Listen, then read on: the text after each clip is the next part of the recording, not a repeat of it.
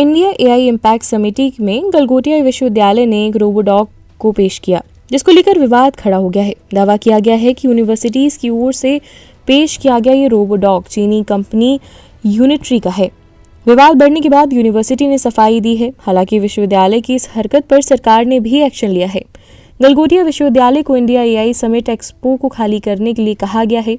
अभी ये विवाद थमा ही नहीं था कि एक नया मामला भी सामने आ गया।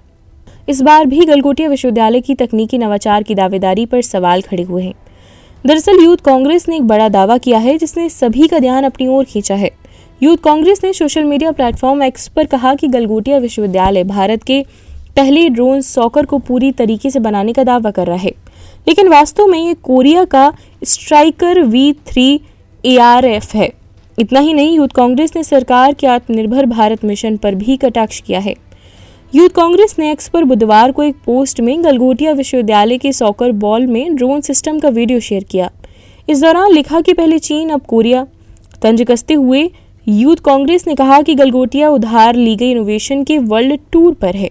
इस पोस्ट में लिखा गया है कि उनका यानी गलगोटिया विश्वविद्यालय का दावा है कि उन्होंने कैंपस में भारत का पहला ड्रोन सॉकर पूरी तरह से बनाया है, लेकिन वास्तव में ये कोरिया का स्ट्राइकर V3 ARF है।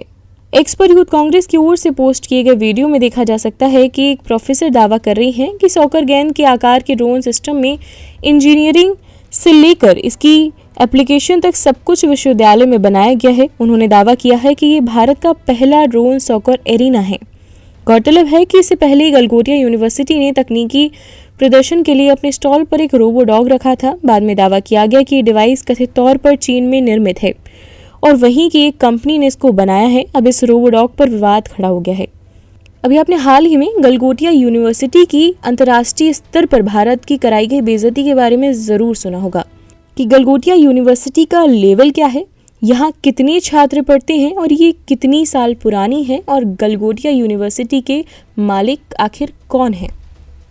आपको बता दें, गलगोटिया यूनिवर्सिटी सिर्फ ग्रेटर नोएडा दिल्ली NCR की नहीं बल्कि पूरे नॉर्दर्न इंडिया की बड़ी यूनिवर्सिटीज़ में से एक है। लेकिन एआई रोबोडॉग को लेकर वह सुर्खियों में आ गई है। India AI impact summit expo से बाहर हुई गलगोटिया यूनिवर्सिटी अब विवादों में है। चीनी रोबोट को अपना बताने पर सोशल मीडिया पर तरह तरह के कमेंट्स किए गए हैं। इतना ही नहीं, विपक्ष ने भी इसको लेकर सरकार पर हमला बोला है। इतना सब होने के बाद आइए जानते हैं आखिर गलगोटिया यूनिवर्सिटी के मालिक कौन हैं और वो क्या करते हैं।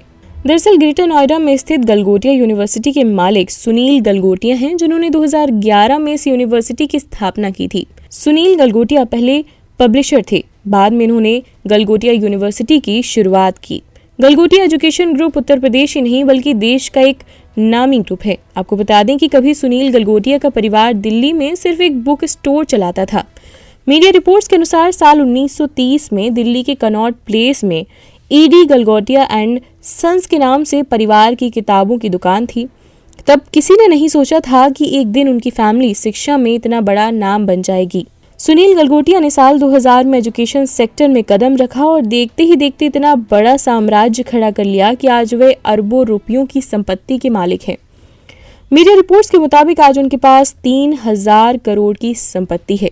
पर देखने वाली बात यह है कि उनके कॉलेज की एक प्रोफेसर के मात्र 3 सेकंड के वीडियो ने उनकी 3000 करोड़ की संपत्ति को नुकसान पहुंचा दिया है।